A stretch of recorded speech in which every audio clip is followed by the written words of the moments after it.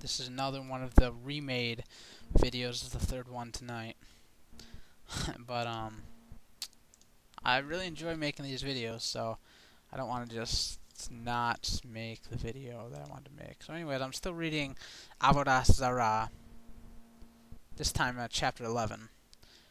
Well, this one isn't so much about a particular passage, though a particular passage did inspire me to make this video, but it's more about general concept. Basically, if you read the Mishnah Torah and early rabbinical writings of the sages, I mean, it's clear and some people might not like to say this because they don't want to, and I understand they don't want to make Torah look intolerant or unappealing to Gentiles, but I'm going to be very honest about it. It's obvious, if you read it, that they thought that women were less intelligent than men.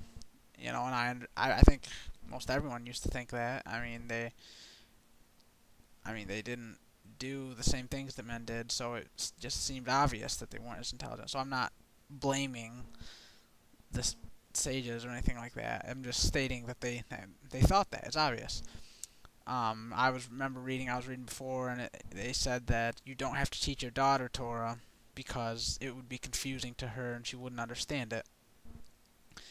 And basically, what inspired me to make this video is I was reading the Mishnah Torah, Avodah Zarah, chapter 11, Halakha 16. It says, "Whoever believes in occult arts of this nature, and in his heart thinks that they are true and words of wisdom, but are forbidden by the Torah, is foolish and feeble-minded. He is considered like women and children who have underdeveloped intellects." So I mean, you can't really. I mean, I don't want to make the Torah look bad, but I mean, it's clear they thought that women weren't as intelligent. You just read this passage, you know. And once again, I'm not criticizing that at all. You know, they thought what they thought, and it was I think everyone thought that, so it's understandable, you know. But I think, and I'm no expert, but I think we can say fairly certainly that women are as intelligent as men. In fact, they tend to do better than men in school, not because they're smarter, but because they are in some ways more driven, because they haven't had the rights that men had in the past. So now that they can get an education, they're more driven than men are to do well and to succeed. And so they do better than men in school right now, not because they're more intelligent, but because they're more driven.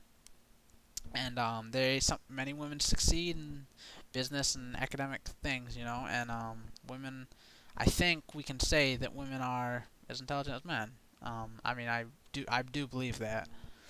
So, basically the point of this is, I'm just wondering.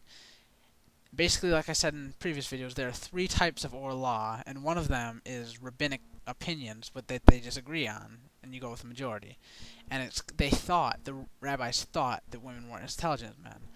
But I'm wondering, I don't think that came from Sinai. I don't think that was really part of the authentic oral law. I think that's, what they thought.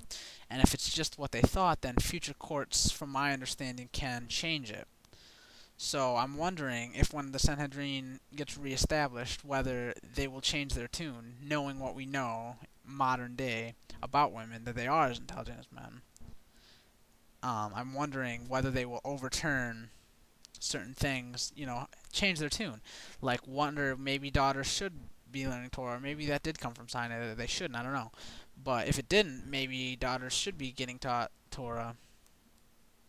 Or, maybe they won't publish statements that say things like women have underdeveloped minds, because now we don't think that's true.